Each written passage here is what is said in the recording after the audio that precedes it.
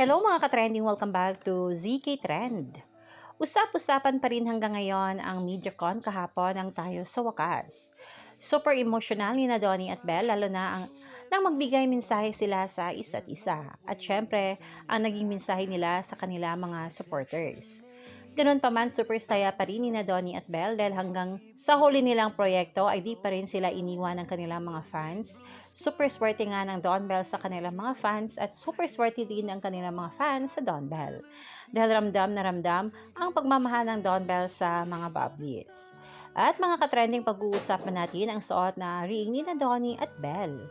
Maraming nagsasabi na promise ring ito na galing sa Tiffany & Co. Jewelry. Assurance umano ito ng Don Bell na ipinakita nila sa publiko na Don Bell lang maging off-cam. Palagi itong suot ni na Donnie at Belle, lalo na pag may ganap sila na di magkasama. Assurance kasi ito at paalala na taken na nga ang Don Bell. Super saya ng mga taga-suporta ng Don Bell nang dahil dito.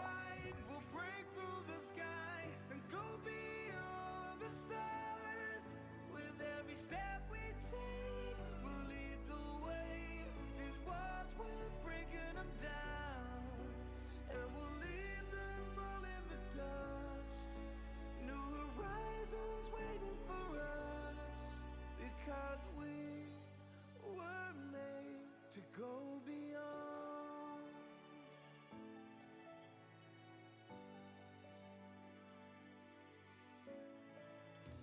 I won't forget where I came from. I'll use my past to build my future. Keep moving forward.